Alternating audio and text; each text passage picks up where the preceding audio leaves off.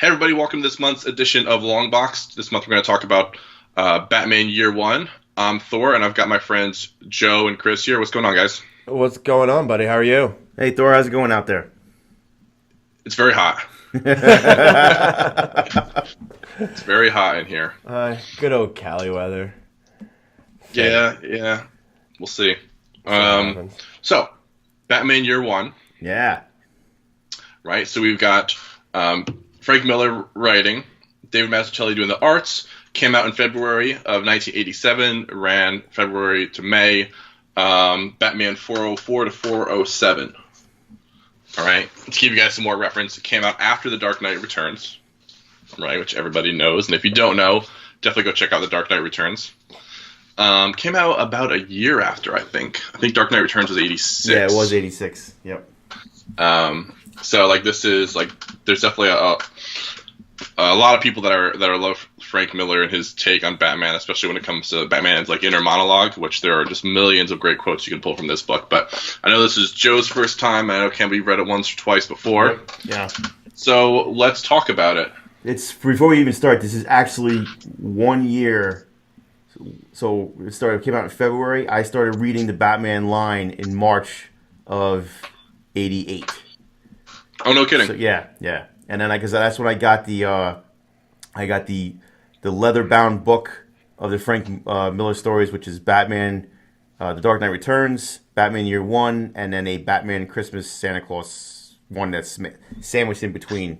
Like what doesn't belong and why is clearly that one. But so I'm guessing. Does he fight Santa Claus? Yeah, at some point he does. Yeah. Nice, of course. Did Frank Miller do a run at all on Batman? I don't think so. Other than like, I guess this would count with these 4 issues, Right, because but it's in the other than Batman that, line. Yeah. he had done Daredevil for a long time, which is another thing everybody should go check out because that's real good. He did Daredevil for a while, and at this point he had done what's it, Ronin, I think, Okay. and some other stuff. So he had just done Dark Knight Returns, and that was a huge success. So he did these couple issues. Did he also do? He also did 300. I know he did 300. Did he do the Watchmen as well? No, that's Alan Moore. What he did was Sin City. Sin City. That's right. Okay. Yeah, that's right. Yeah, Okay. he did the art for Sin City. Oh my God, Sin City has the coolest art. Yeah. It's all black and white. It's beautiful. Go check that out too. Yeah, Frank Miller. Awesome. Cool. He's all right. So give you a quick breakdown of the story, and then we're going to get into some of the finer details. It's the first year of Batman, right? So him and Gordon come into Gotham City at the exact same time. Gordon's coming from Chicago, right? And we start going. We start following. The story really is about Gordon, but we're following Batman as he knows there's something missing. He's trying to figure it out. He finds the bat and the costume, and then he goes from there. It all accumulates. Gordon is trying to, expose all the police corruption. Things get hot and heavy. It all leads to a time where Gordon's kid is kidnapped, and Batman's actually there to save the day, right? So that's the breakdown of the story. So this one, we're seeing a lot of, if anybody's seen Batman Begins, which I know obviously you guys have. Yes. There is a This lot. this is a lot of Batman Begins. This is the first appearance of Flash. This is the first appearance of Commissioner Loeb. This is Falcone's first appearance. All 3 of those characters are showing up in Batman Begins heavily. And then also you've got first appearance of James Gordon Jr., which isn't a big deal, but also the first appearance of Essen and the first appearance of... actually, I don't know if it's her first appearance. I've never heard of Essen before reading this book. No, it's definitely Essen's first appearance. I don't think it was Barbara Gordon, his wife's first appearance, but this is definitely, like, I would venture to guess the most we've heard about her. Okay. So then that kind of leads to one of my questions, and I want to ask for you guys. Is there a possibility that Barbara Gordon, Jim Gordon's wife, knows Bruce Wayne is Batman? And the reason I ask that is because there's a scene where he's on the motorcycle in the end, right? And he... Ooh, yeah, I know what you're talking about. And she says, and he gets shot by Gordon. No, he doesn't know what's what. And then Gordon leaves to go pursue the Kidnappers. The kidnappers, yeah. And then she says, don't get up or I'm gonna shoot. And he's like, Mrs. Gordon, like I'm not gonna, let anything happen to your child. And like she's clearly seen him before because there's a scene where they both go and visit And him at Wayne Manor. Yeah. him at Wayne Manor, and she goes, "Oh, he's a pig," and Gordon's like, he certainly, is acting Tends like to be one. Yeah. I don't know. This definitely, if she doesn't, I mean, maybe it didn't look to me like his face was overly disguised or anything, and also like his voice is there. I don't think he So hid. she might know. She might know. I mean, I don't Because think it would lead to much. Maybe it was just like, I want to go help and be like a good Samaritan to be able to understand both of those two. It'd be a harder tie, but I definitely do think that she had the opportunity to let him go and help the situation. I definitely like that theory. I didn't think about that before, but yeah, you're right. Because Gordon says, like Batman is there and he hands James to Gordon, and Gordon says, "I'm blind without my glasses." Like I don't, which is telling us that he doesn't know for sure who this person is. Which is perfect because that would make sense that he doesn't know, and because they don't find out, he doesn't find out later, to far later, who he actually is, right? Yeah, I mean, this whole time though, he definitely is suspecting Bruce Wayne. Hey, Thor, let me cut in for a second here. I'm just looking at the exact panel, and Barbara Gordon says, "Don't, I'll kill you." And then Bruce Wayne says, "Mrs. Gordon, you have to trust me." And then we get to see, in the middle of the panel, we get to have an image of Barbara Gordon looking at the person, and you just see his hair and his forehead. You don't get to see his eyes, his nose, or his mouth. And it says, "I won't let your baby die," and then he takes off. So I'm going to go with the fact that she doesn't know that it's Bruce Wayne. Now, we could say she knows the voice from the last time she saw him. We don't know if he's putting a voice on her now. She might be able to assume, but the book is clearly trying to say that she doesn't have positive identification. I don't know. What do you think? I agree. I think the book's being elusive, and I think that's what makes it fun is that we're left to wonder exactly about it. That the shot of Bruce Wayne getting on a little speedster bicycle and racing to the and good. the nice leather jacket. Yeah, is so funny, and apparently a bulletproof vest, which is awesome. Yes, exactly. He even finds out all the little different tools and stuff. So I enjoy. And then here's the crazy part and I love the differences that they do so that you know who we're seeing between the cursive and the yellow basic Arial writing between the two. I thought that was very creative. In the comic book snapshots, yeah. See, like you liked it. They already gave you Gordon was yellow and Bruce Wayne was white. I could have just been with that. I didn't need the cursive. But you liked that idea. So it happens to go that way. And then we see it. And then we see it go through. I don't remember Flash. Is he like, I know he had a bad character. Was he ever used again? Was he used in Dark Knight? Was Detective Flash like the guy's name? Because I don't think it was. They left the name alone, right? He's in Batman Begins, right? In Batman Begins. It was a different big part guy's of Batman name? Begins. Yeah. No. Flash. It was Flash. He was the big. He looked a little bit different. Like in this book, he looks like ex-military. He's big and he's strong. In the movie, he's kind of like he looks more like Porkins. Yeah, or like he's from Son of Anarchy. Okay. He's got the bushy hair and the beard. Yeah. Exactly. Right. And it's similar where like he's involved in protecting like drug shipments, right? No, I mean I knew the character was still in. I just didn't remember the guy's name. Yeah. And I'm sure he shows up again, but I honestly don't know where else he does show up because he goes down in this book, right? I mean, I read Dark Knight Returns first, and then I read this, just the way it happened, right? Most people, yeah. You could tell that, without knowing who wrote this, that it was Frank Miller. Because he uses the characters that he likes to use, and Catwoman is in this a lot, you know what I mean? And you get to see her origins and stuff Selena. like that. He likes Catwoman, you know that. That's an interesting bit because she doesn't really give anything to like the story. She's just kind of bonus in this book. She's the background, basically. Yeah, but she shows up here and there. Well, I think the way the show worked, the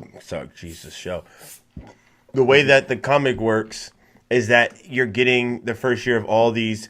He name drops a couple of people that are bad and that show up later. Then you also get Selena, which you get to find out why she started stealing and how she became actual Catwoman. Right. So I thought that was a very cool aspect for me to learn. And also watching Batman train. By the way, no one knocks down an oak tree. And that the whole tree. To go back to Catwoman though, that is clearly like what they're using as the model in Gotham. Even before Gotham in the last movie. What was the last movie? Was it Rise of the Dark Knight? Was the last one? Yeah, Rise of the Dark Knight. Dark Knight Rises. Dark Knight Rises. Thanks. That's that Catwoman they're going with right there. You know, so she's already made the transition to the thief, but you can see her background with the friend and the roommate and stuff in the apartment. So people love these books, and that's what they harken to the stuff that they loved as to make. Actually, they pulled a scene right out of this. Well, I thought they were going to. I thought they were leading up to this, to pulling the same scene that they did. But when he's stuck in the warehouse for the first time, and then you see it in here, I thought they were going to... Remember when he was stuck in the warehouse at... and was it Dark Knight Rises? And where the cops have to... He could... No, with the bats, you mean? Yeah. That's Batman Begins. Yeah, That is right out of it. Right out of it. Oh, yeah. Yeah, I was like, forgot about that. Look at that. But the difference is that he called it in. And in this one, they never found him. He just whooped the butt out of everybody. Yeah. So, yeah, that was interesting. I didn't even realize the tie. I was like, oh, my God, they're, like, literally doing it. And since when did Batman become, like, a cosmetics artist? Oh, well, he's putting the makeup on to go Where he fight puts the before scar he puts on? Yeah. To think that that's going to make him look any different?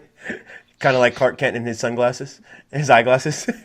Well, you see what Frank Miller's doing in this book, and I read this a long time ago, and I reread it. I started seeing it together, but they are really paralleling the journey for Gordon and for Batman And together. why they become best friends. You get Gordon, who is getting beat up by the police to be taught a lesson, and then you get at the same time. I mean, you have to read it separately, but you know what's going on at the same time.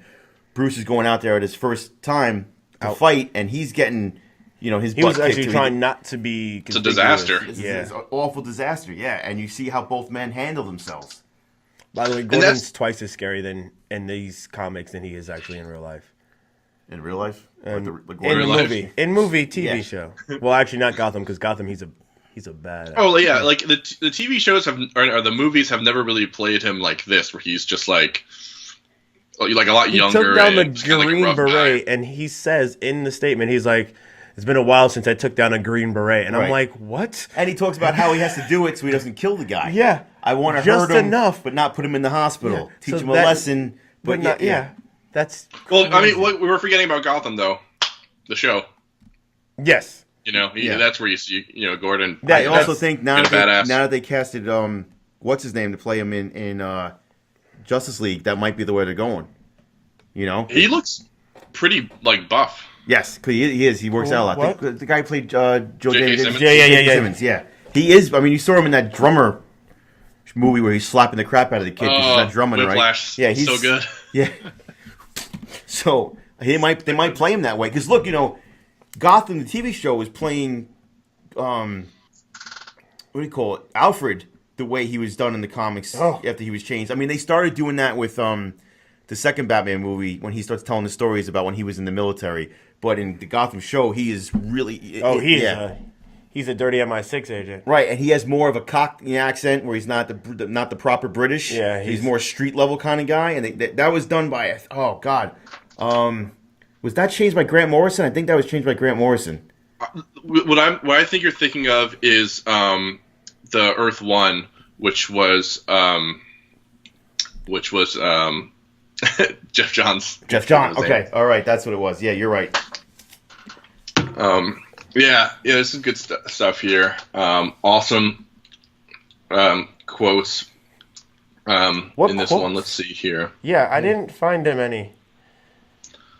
There's like the terrific quote, which is like, "Ladies and gentlemen, you have eaten well. You've eaten Gotham's will spirit. Yes, okay.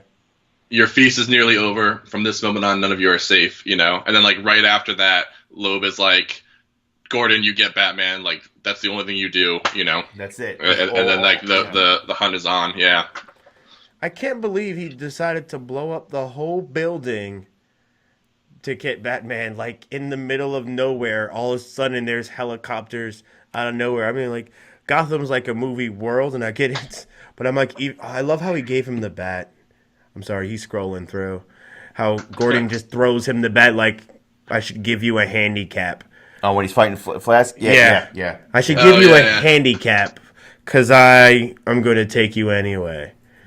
But I love you even get to learn about Gotham in a way of why you understand why Gordon's the way he is, why Batman became the way he is, even like the pimps beating him up. And they even tell you how he starts off. Like, he didn't go after the kingpins at first. He started off with low muggers and then moved up to drug dealers and then to pimps and then to bigger organizations as time went on. So it was fun to see Batman year one. I was hoping that he wouldn't go straight to the costume though. I'm not gonna lie to you. I was hoping that he'd have like some weird in between costume, but he goes straight into the costume. Yeah, maybe if it was longer, you'd see more of that. You think he has multiple costumes when he first got it? What's that? Do you think he actually has multiple costumes when he first started? I mean, different interpretations. Prototypes? Like most of the time when I see it, he was like a guy with like a ski mask and then like, you know, a jacket and like protective armor and not much more than that. Like if you look at it in this or in like Mask of the Phantasm, which shows him like trading, it's another like interesting Batman origin. Or I think in Batman Begins as well. There's parts where he's like just headed out. He just has like a mask on and trying to figure it all out. That's the same way they go like when they do with Spider-Man. Spider-Man always has the homemade suit, which is like a sweatshirt and a ski mask that's red. His is just black because he's Batman. Yeah, and it's until he finds the vision of why he wants to become Batman. Now this comes later in his life, whereas I think in Batman Begins, it's almost like he always had the vision because he remembers he got scared of the bat when he was like 7. He fell into the well. Yeah. So in that movie, they kind of switched it a little bit, which was good because I like that because that's his driving force. He knows what he's going to become. You know, this is the way even they did it here. They did here, he was still older. Yeah, but I love the way they did it here because he's basically telling his parents, especially his father, you know, I've messed up. I went out there. I don't have the patience for this. I want to go do this right now. I don't know what to do. And he's asking for help. And the minute he asks for help is when the bat just comes right through the window. And it's just like so surreal. And it's like he's seen the bat on the property before but never thought anything of it. But it crashes through and it perches on his statue of his dead father, just sitting there looking at him.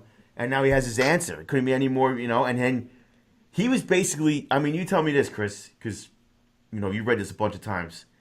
He's saying to himself, if I ring this bell, Alfred's going to come in here, and he's going to patch me up, and I get to do this all over again. Are you almost thinking here that he's contemplating, if he didn't get that answer, just to let it go and not ring the bell? No. You know, because he's really heavily talking to his dad, you know, and maybe he wants it to be done, you know? He's definitely having, like, maybe his Christ-like moment of doubt, I think. But I don't think anybody who reads, or even himself probably, like, it's like they say, like, Batman just wants to be Batman. You know what I mean? So even if you have that moment of doubt, like, he'd bounce back real quick. Right, okay. You know, it's nothing like The Dark Knight Rises where, like, he just disappears for 8 years or whatever. That's kind of silly. The most impossible thing that ever happened to him. Yeah. But, you know, another thing about this book that's great is, you know, if you read Batman, you read a lot of Batman, he's people, right? Which is what we love about him, but it's also not very interesting. Chris, just say that again. We lost you on Skype a little bit. Oh, I was just saying how Batman is, you know, he's always right. He always has the answer. He's always one step ahead, and that's kind of boring sometimes. So it's fun in this one when you see things like, you know, he stops like 3 teenage burglars from stealing TVs, and one of them nearly dies. And you know what I mean? Like, it's a disaster. It is a complete disaster. Yeah. You know, and then he has the moment where he's, you know, confronting the pimp, and then, you know, some of the other people start getting involved. He ends up getting shot by a cop and in the backseat of a cop car. You know what I mean? Like, he's having these moments where he is just not having a good time. Yeah, and that's fun to see because then we get to go on that journey with him as he gets better. You know, we know he does. Right. Which, yeah, makes sense. What was your favorite part, though? Truthfully, of this book. I mean, like I said, this is really all about Gordon. At least that's what I take from it. Oh, Like it definitely- It's It definitely it's is. more of a setup for Gordon than it is of Batman. Yeah. this is the most interesting of them. So it's it's interesting. I do love when he beats up Flash. Leaves him handcuffed naked. And then I he's guess. like, he's never gonna say anything about it because he doesn't want to be embarrassed that he got his. Yeah, by one guy. He's gonna Yeah. make a story about it being like 10 guys that beat him up and everything like that. I don't know if I have an overall favorite part, but I like the way how each book leads a couple months later, and you see how each character progresses. Like, the first book, Gordon is just trying to get his feet wet. You already can tell he's a guy that's not going to be bent on the law. He's going to be by the book. He's not going to take any bribes or anything like that. Well, I didn't get that the first one. Oh, I did. No, because if you think about when he goes in to talk to Loeb, that what happens is he's saying, "Hey, we see that you had some problems. We don't worry about that." But they don't want to tell you what the problems is. But I'm saying is, Yeah. in Gotham, Did we ever find out what those problems were? I don't think so. I never knew what happened in Chicago. See, the whole reason why he gets beat up by the rest of the cops is because he won't play ball. Yeah, no, I know that's what he stuck to. Right. But So that's what why I'm did saying. he So switch? you get that from the first book, that he's going to be that way. But what you also get from him, that he might be that way, but he's not also asserting himself. And then you start off in, I think it's in 3. it's April in the next book, which is I guess a couple months after, and there's the whole hostage crisis thing, and he's yelling at guys, saying, "We're not sending in this guy. We're not going to send in the SWAT team. You're going to stand your ground. I'm going to take care of this." And he puts his gun down and he walks in and takes care of it. Whereas in the first issue, I don't know if he would have done that. So you're starting to see him progress, and you see, like I said, it's a journey between both of them at the same time, and they're going to parallel together, and you can see both of them get better at what they're doing and become more assertive in what they're doing. Right. They both kind of start to understand Gotham more. Exactly. That's another character in this book is Gotham. Gotham is its own character. Gotham is his character in almost even in the movies, it represents like the ultimate evil. Even though Batman has his villains, but his villains are not his truest enemy. It's the corruption. It's the loss of hope that he sees on the people's faces on the road, in the streets. It's the homeless people, and I think just togetherness, the Gotham represents the biggest evil, and it's not even his villains. It's what the city does to him. For me, my favorite part was it. I mean, I think Gordon is the basic character. I mean, I love seeing Batman, and I love the sketches of that they have of Batman and what he supposedly looks like In the background? as in the background. Yeah. You can see it in book 3 of like he's actually a bat. He has a hooded cape on, and like they get to go over the journey of like how he's been messing him up. And but my part was seeing how Gordon first caught himself wanting to capture Batman, and then going through the motions and the thoughts of like, is he on our side and who he's not on our side. And then you can see, and then at the end of the series, the last panel is going to be him standing on top of the roof saying, we even have, and he mentions Joker for the first time, and he's like, well, don't worry, I have a guy that's going to help me with that. Yeah. Yeah. So, and you get to see the progression of why Gordon's actually Batman's ally. Yeah. You get to see wasn't just because he saved his baby's life. It wasn't because all of these other situations. It was because he got to see the turmoil and understanding that Gotham needed something that was bigger than Gotham. It needed the face of the things that he cannot do. And you get to even see that in the smallest comic, which, I mean, you get to see it in every single movie adaptation, but seeing it in this form allowed us to understand that Gotham is truly the biggest villain of Batman and not any villain. Right, and the itself. police force alone is not going to be able to handle it, and that's why you have to have something arise like Batman to face it. And but going back just straight to the story, I liked also the part where in the book where Flash is recounting this. Like you already encountered Flash as being beat up by Batman, but now he's recounting the story, and of course it's by him. He's not doing anything wrong. He was going to arrest some people on the docks. Well, he's working with them, and they're all chuckling as he's talking about how he got his butt handed to him. I like that. What did you think of the affair?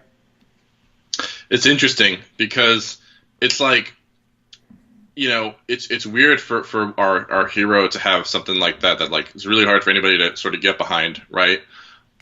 He's having an affair and his wife is pregnant, but it does lead to that moment, right, where he's being blackmailed. Like you stop, what you're doing. You stop, going after Flass and all this and that, or we're gonna tell your wife, like, we have pictures of you with Sergeant Essen. And then what does Gordon do?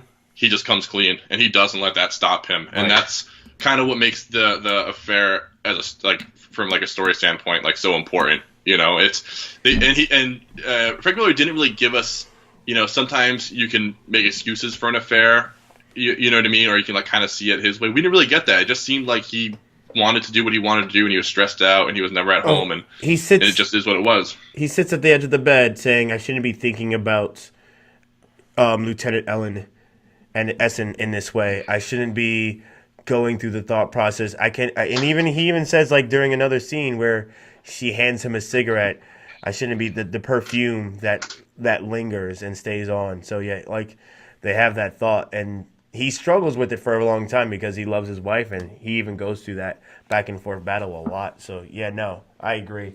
It just shows that he's not human, but he's human enough and heroic enough to take the upper hand and show class to come clean, because that should not stop the healing of Gotham.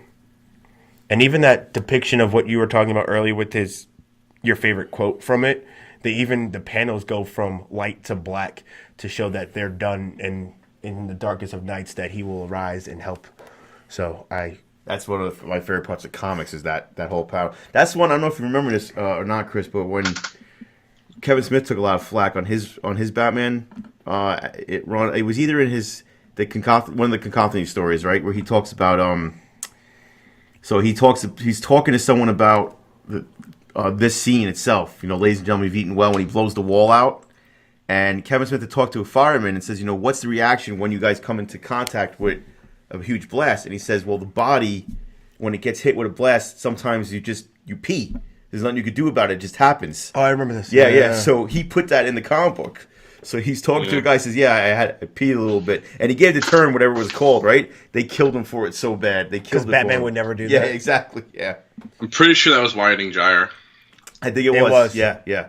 Dude, that like derails us for a little bit, but like, when is the next one coming out? Because I bought Whiting Gyre from Monkeyhead Comics, which hasn't been in business for like 5 years. He just announced that they are finished. So now it's putting it together. That's what he said. So they finally got together and they finished it up, and they're releasing it. I don't know when they're going to release it. So interesting. So with that, this kind of winds up our discussion, I think. Unless you guys had anything else more that you wanted to add about Batman Year One. What's your suggested reading? I got a couple of them. My number one suggested reading, and we're going to be doing this later on, so maybe definitely give it a read, is the Long Halloween, which is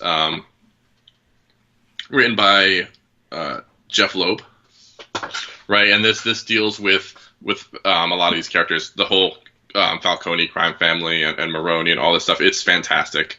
So you definitely want to give that a read. And then anything Frank Miller, Dark Knight Returns, if you haven't read it, read that. 300. I really like Sin City a lot. You just go and pick up like a couple of those books. They're real quick and just beautiful, beautiful artwork. Batman Year Zero is a newer one that I'm a big fan of. Have you guys ever read that? That's Zero Year, I think it's called. That's 0 Year. That's that was the New 52, right? New 52, 0 Year. Yeah, it's another Batman origin tale by Scott Snyder, and it's really great. It's one of my favorite of his, so I definitely go ahead and take a look at that. Scott Snyder and oh god, who's the art by? Greg Capullo. Do you know they're coming back together again? Yeah, I heard that. That's really exciting. It's going to be, I think it might a 10-part or 12-part. It's a long thing, but it's going to extend over all DC. So I guess Batman might be the key guy, but it's going to be all over DC. So it's an event. It's not like it's going to be their own line or anything like that. It's going to be an event inside of DC, which sounds really cool. Yeah, it should be good. It doesn't follow any continuity of the current stories. There'll just be a separate story. I'm not positive. Is that what they were saying? I'm asking you. No, I don't know. I didn't hear about what it's going to be yet. It's called Heavy Metal. Okay. I think it's called Batman Heavy Metal, which is pretty cool. Yeah. So Sweet. It's Bat. or Batman Metal, maybe not Heavy Metal, Batman Metal. I don't know. Metal. Forget something with metal. It's Yeah. Batman patrolling Gotham with like a denim vest, Megadeth patches, Got to have your patches. his mullet coming out from the bottom of his cowl. So, as someone who read the book for the first time, Joe, what do you think of the book? As for the book, I enjoyed the one that we read last month more. The Interesting. Green Arrow, the Longbow Hunters, more than I enjoyed this one. This one was it was interesting. I mean, I enjoy learning more about Batman because, it's Batman. I mean, you can't really go wrong with a good Batman story. I was excited to see more of Gordon. It played out like a 30-minute sitcom drama for me. But I mean, the artwork didn't catch me as much. It was a little slow in the story. I would have been better off with just a Gordon story to see a little bit more of his cases and exactly what pushed him over the edge to go one way. Even like I still don't need his backstory from Chicago, but I like a little bit more casework with him, and also you go from Batman kicking down a tree to going down the street to fight a pimp, and 3 prostitutes that jump on him, which, by the way, he's been gone for 13 years training, and we know him as training with the League of Assassins. So you're telling me he couldn't handle a street thug that quickly? Even if it's his first year, I feel like that battle should have happened completely differently. So, I mean, granted, he could have been holding back, which he said he was, but at the same time, you should have been able to put those guys down and got out of it. So, like, the storyline for the Batman Year One doesn't make any sense unless he was training by himself completely for the first year, and this is how he learned, and then he realized that he needs to go away. But that wasn't the case. The case was that he was gone for 13 years, having full set of training. So much training that he knew the difference between karate and when people had training to know the different style of fighting that they had. So his mediocrity is not explained enough for him to fail so much. So, I mean, it's a comic book. You get certain storylines that need to follow a certain path, but they should also follow the same storylines that they have given us, or the same basic understanding of that we know of Batman, especially during that time frame. Because I mean, Batman is probably one of the most well written about comic books characters of all time. So even during the time when this came out, you still had enough to know that his origin story came from the League of Assassins. He learned how to fight. That's where he went away from. So for this to come back and he can't handle himself in a street fight seems absolutely ridiculous to me. So, I mean, there was holes in the storyline that they didn't play out well. And Harvey Dent knowing Batman I off was the just going to bring bat. that up. What do you think of that, Chris? We see the scene where Gordon's talking to Harvey Dent and then he leaves and Batman's behind the desk. So Batman's already established a relationship with Harvey Dent before Yeah, they don't give you that, unfortunately, but that's there'd be more to know. There's only so much to tell. A year to tell 4 episodes in a year, or 4 issues in a year. Yeah, but I mean, I get why he would have. I guess why I understand why he would go to Harvey Dent, because all he knows is that the cops are corrupted. He does know that Harvey Dent in the newspapers and everywhere else, he is putting away the top rated and doing stuff. So it would make sense that Batman would make a visit to say, how can I assist you? Who are the top people I need to go after? And that's basically because from everything that we know, Batman's number one skill is detective work. So understanding and finding the causation of this is the reason why, because after a certain while, after fighting drug dealers and pimps and all these other people on the street, you realize that they all operate out of one central focus. So if Harvey Dent is taking down those central focuses, he knows that the easiest way to probably help dismantle the organization would be starting at the top, and the only person that has the answer to that is the person that's been putting his life on the line already, would be Harvey Dent. So, I mean, that just makes sense, but they don't say how they met. They don't, I mean, it's just there. It's just an introduction. I kind of like how they did it. It's just there, and then then it's gone. It's gone. They don't even reference it. Yeah. So, I mean, I love Batman. It's not an awful story. There's holes in this story, but there's holes in almost every great story, because it leaves it up to speculation of your brain and mind. But as as a storyteller, the best part was Gordon's internal battles for me. Seeing that he was human, seeing how he got there, and then seeing how Batman got there is what's made Batman Year One worthwhile of reading. Awesome. What was your overall thought? I like the book. It's not my favorite book, but I like the book. I think I liked it more reading it this time around. I couldn't tell you the last time I read it. I probably read it 2 or 3 times earlier, but it's been a long stretch. So you kind of appreciate stuff more after you've seen people copy it. And when I'm reading it and I'm seeing so much of Batman Begins in it, it was just, it brought it together for me. So, I mean, it's not one of my top books, but I liked it a lot. It's definitely more of a... I think, if anything, I would like to see if they would have split. Maybe they could have did another issue, because I'm probably sure it was short on time. But I didn't think they split the Batman and and Gordon down even. It was very heavily Gordon with Batman sprinkled in, I thought, They did follow them together, like I said, as a parallel journey, but it wasn't... I didn't think I got enough of Batman on it, you know what I mean? So I would like to see it a little bit more. But other than that, I thought it was a good book, Again, if we're going to just go by the 2 books that we've read for the show, this is what I read. I read Batman, I think I started at 417, and I went up to 500 and change before I stopped. So this is everything I read. And I didn't read one of Green Arrow until he gave it to me for my birthday, and I would say I like that book better than this book. Yeah. Green Arrow was definitely a better book than the Batman Year One. Yeah. I mean, I'm not going to compare every book because, Yeah, you can't. I'm just saying for what I like. We know, yeah. and from what because this is a Year One book. This is my second graphic novel of all time. And then the the Green Arrow book, he was already established, and he was coming into a midlife crisis, so it's totally different. Yeah. But as a pure read, I like the Green Arrow read better. I can only base this off of what I know, and I only know. And I mean, and to be fair, nothing's going to beat me reading Deadpool Kills the Marvel Universe. That's just because, I'm wearing him, God, for goodness sake. Yeah, all the time. Yeah, all the time. So I mean, for me, because this makes it my 3rd graphic novel that I've read. So I did enjoy it, just hasn't. And I'm waiting for that Batman book that makes me like, oh, I get why everybody loves him. Oh, you'll get there. If we keep doing some Batman during this thing, you'll get there. Definitely. You think The Long Halloween would do that? I think that's one of them that would do it. There's more out there than just that. I know there's tons of them. I mean, I still have that book that you gave me that I read up to like 20 pages. That was The Dark Knight. Oh, okay. Yeah. So, Dark Knight Returns. So, yeah, he's had it for a while. Interesting. So, Interesting. Yeah. 2 years. But all right. So, any last thoughts there, Chris?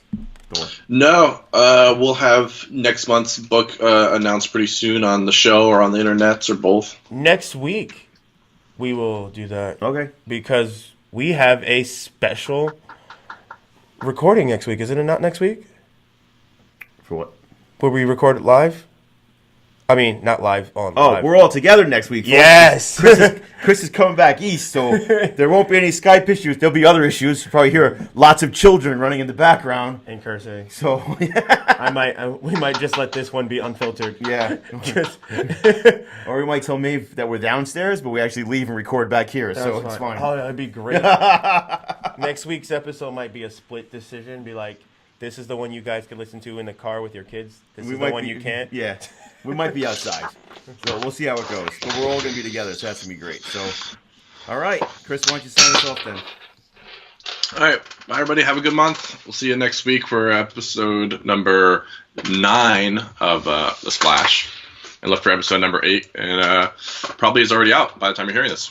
That would be That is true. Yeah. All right. All right, guys. Have a good easy. time. Bye.